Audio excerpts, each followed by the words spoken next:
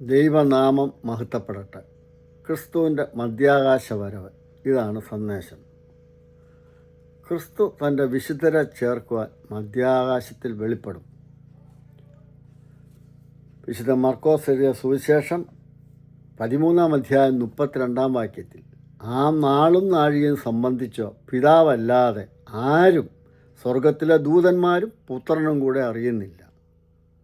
ആ നാളും നാഴികയും പിതാവാൻ ദൈവം മാത്രം, അതായത് യഹോവ എന്ന നാമമുള്ള ദൈവം മാത്രമേ അറിയുന്നുള്ളൂ.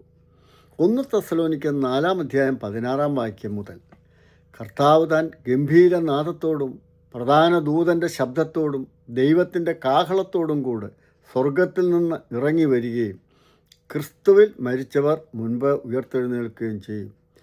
ജീവനോടെ ശേഷിക്കുന്ന നാം അവരോടൊന്നിച്ച് ആകാശത്തിൽ കർത്താവിനെ എതിരേൽപ്പാൻ മേഘങ്ങളിൽ എടുക്കപ്പെടും. കർത്താവിൻ്റെ ഗംഭീരനാദം എന്ന് പറയുന്നത് ആജ്ഞയാവുന്നു. മനുഷ്യപുത്രന്മാരെ തിരികെ വരുവീൻ, പൊടിയിൽ കിടക്കുന്നവരെ ഉണർന്നു ഘോഷിപ്പീൻ എന്നുള്ള ആജ്ഞയാവുന്നു. ഈ ആജ്ഞ കേൾക്കുമ്പോൾ ക്രിസ്തുവിൽ മരിച്ചവർ അക്ഷയരായി, ഹേ മരണമേ നിൻ്റെ ജയം എവിടെ എന്ന് പാടിക്കൊണ്ടുയരും. പ്രധാന ദൂതൻ്റെ ശബ്ദം എന്ന് പറയുന്നത് ഉയർത്തെഴുന്നേൽക്കുന്ന വിശുദ്ധരെ അന്തരീക്ഷ മണ്ഡലത്തിൽ കോട്ട കെട്ടി തടയുവാൻ അണിനിരക്കുന്ന ദുഷ്ടശക്തികളെ വെട്ടിക്കളയുവാൻ പുറപ്പെടുന്ന ശബ്ദമാണ്. ദൈവത്തിൻ്റെ കാഹളം ജീവനോടെ ശേഷിക്കുന്ന, അതായത് ക്രിസ്തുവിൽ ജീവിക്കുന്ന നമ്മൾ രൂപാന്തരപ്പെടുവാനാണ്. നാം ഓരോരുത്തരും രൂപാന്തരപ്പെടുമ്പോൾ നാമും പാടും, ഹേ മരണമേ നിൻ്റെ വിഷമുള്ള എവിടെ എന്ന് പാടിക്കൊണ്ട് ഉയരും.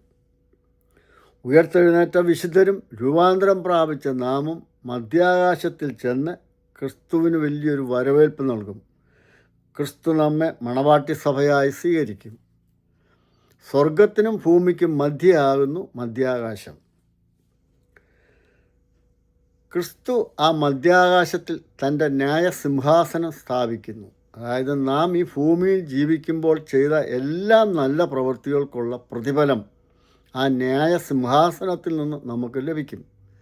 ക്രിസ്തു ഭൂമിയിലായിരുന്നപ്പോൾ നമ്മെ അറിയിച്ചു, ശിക്ഷനെന്ന് കരുതി ഒരുവന് ഒരു പാത്രം തണ്ണീർ മാത്രം കുടിപ്പാൻ കൊടുത്താലും അതിനും പ്രതിഫലം ലഭിക്കുമെന്നുള്ളത്.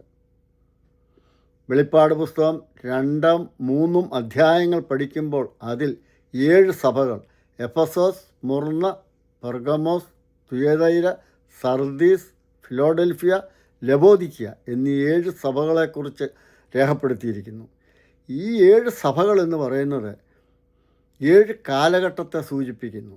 യേശുക്രിസ്തുവിൻ്റെ ക്രൂശ് മരണം മുതൽ യേശുക്രിസ്തുവിൻ്റെ മധ്യാകാശ വരവ് വരെയുള്ള ആ കാലഘട്ടത്തെയാവുന്നു അത് സൂചിപ്പിക്കുന്നത്. ഈ 7 സഭകൾക്ക് നൽകുന്ന പ്രതിഫലം രേഖപ്പെടുത്തിയിട്ടുണ്ട്. അതായത് ഈ കാലഘട്ടത്തിൽ ജീവിക്കുന്ന നാം ഓരോരുത്തർക്കും ലഭിക്കേണ്ട പ്രതിഫലങ്ങളാകുന്നു. ഏത് കാലഘട്ടത്തിലാണ് ജീവിക്കുന്നത്, ആ കാലഘട്ടത്തിലുള്ള പ്രതിഫലം നമുക്ക്, ആ കാലഘട്ടത്തിൽ ജീവിക്കുന്ന നമുക്ക് ഓരോരുത്തർക്കും ലഭിക്കും. ഈ സത്യം നാം മറന്നുപോകരുത്. റോമാലേഖനം 1-ാം അധ്യായം 18-ാം വാക്യത്തിൽ, അനീതി കൊണ്ട് സത്യത്തെ തടുക്കുന്ന മനുഷ്യരുടെ സകല അഭക്തിക്കും അനീതിക്കും നേരെ ദൈവത്തിൻ്റെ കോപം സ്വർഗത്തിൽ നിന്ന് വെളിപ്പെടുന്നു. വെളിപ്പാട് പുസ്തകം 6-ാം അധ്യായം മുതൽ 18-ാം അധ്യായം വരെ ദൈവത്തിൻ്റെ കോപം ആണ് അവിടെ രേഖപ്പെടുത്തിയിരിക്കുന്നത്. ഒരു മനുഷ്യൻ സർവ്വലോകവും നേടിയിട്ട് തൻ്റെ ആത്മാവിനെ നഷ്ടപ്പെടുത്തിയാൽ അവൻ എന്തു പ്രയോജനം? നാം ഈ ഭൂമിയിൽ ജീവിക്കുന്ന കാലം ആത്മാവിന് ഇല്ലാതെ ഈ ഭൂമിയിലെ സുഖസൗകര്യങ്ങൾ ഓർത്ത് ജീവിച്ച് ആത്മാവിനെ നാം നഷ്ടപ്പെടുത്തി കളഞ്ഞാൽ മരണമില്ലാത്തൊരു ജീവിതം ഈ ഭൂമിയിലെ ജീവിതത്തിന് ശേഷം നമുക്കുണ്ട് എന്ന് നാം മനസ്സിലാക്കിക്കൊള്ളണം. ഈ ഭൂമിയിൽ 100 വർഷം വരെ ജീവിച്ചിരുന്നാൽ ആ ജീവിതം ഈ ഭൂമിയിൽ നിന്ന് കഴിഞ്ഞു. അതിന് ശേഷം 100 അല്ല, മരണമില്ലാത്തൊരു ജീവിതമാകുന്നു. ഈ സത്യം നാം മറന്നുപോകരുത്. ഏകസത്യ ദൈവമായ യഹോവ എന്ന നാമമുള്ള ദൈവത്തെയും ആ ദൈവം അയച്ചിരിക്കുന്ന യേശുക്രിസ്തുവിനെയും അറിയുന്നത് തന്നെ നിത്യജീവനാകുന്നു.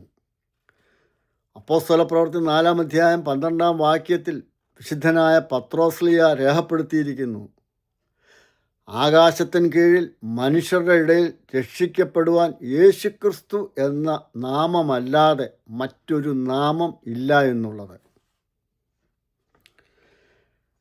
വിശുദ്ധ യോഹന്നാൻ എഴുതിയ സുവിശേഷം 3-ാം അധ്യായം 16-ാം വാക്യത്തിൽ തൻ്റെ ഏകജാതനായ പുത്രനിൽ വിശ്വസിക്കുന്ന ഏവനും നശിച്ചു പോകാതെ നിത്യജീവൻ പ്രാപിക്കേണ്ടതിന് ദൈവം ക്രിസ്തുവിനെ നൽകുവാൻ തക്കവണ്ണം ലോകത്തെ സ്നേഹിച്ചു.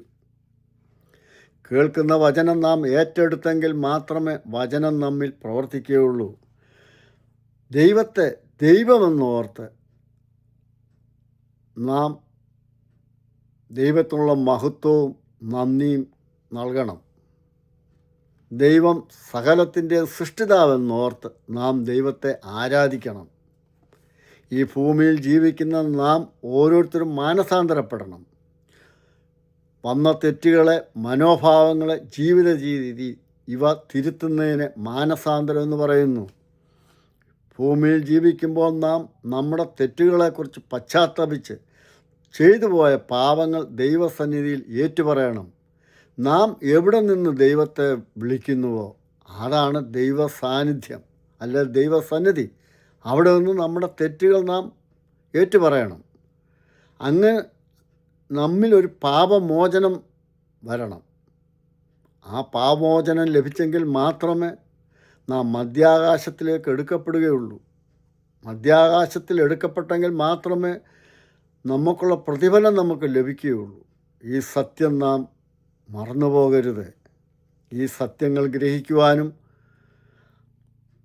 ക്രിസ്തുവിൻ്റെ മധ്യാകാശ വരവിൽ നാം എടുക്കപ്പെടുവാനും യെരുശലേം എന്ന വിശുദ്ധ നഗരത്തിൽ പ്രവേശിക്കുവാനും ദൈവം നമ്മെ സഹായിക്കട്ടെ. വചനം കേൾക്കുന്ന നമ്മെ ഓരോരുത്തരെയും, നമ്മുടെ കുടുംബങ്ങളെയും തലമുറകളെയും ദൈവം അനുഗ്രഹിക്കുമാറാകട്ടെ. വചനം പറയുവാൻ ദൈവം തന്ന കൃപകൾക്ക് സർവ്വ മഹത്വവും ദൈവത്തിന് സമർപ്പിക്കുന്നു. ആമീൻ.